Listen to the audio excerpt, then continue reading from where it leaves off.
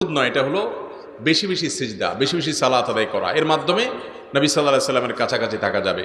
যত বেশি নামাজ সালাত আদায় করবেন, ফরজ, সুন্নত, নওয়াফেল, অতিরিক্ত সালাত, বেশি বেশি সিজদা, লম্বা লম্বা সিজদা, যত বেশি সালাতে সময় দিবেন তত বেশি নবী করিম সাল্লাল্লাহু আলাইহি সাল্লামের নৈকট্য অর্জন করার তৌফিক হবে ইনশাআল্লাহ।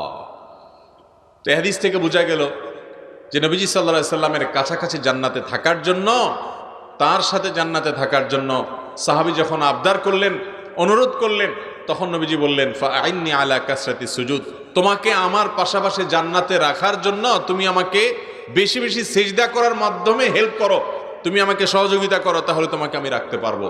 অর্থাৎ বেশি বেশি সালাত আদায় করো। এই জন্য ভাইরা আমার, 5 ওয়াক্ত ফরজ সালাত তো বটেই, সুন্নাত সালাতগুলো, নফল সালাতগুলো, এছাড়াও আরো অতিরিক্ত যত বেশি পারবেন, যখন আল্লাহ তৌফিক দিবে, রাতে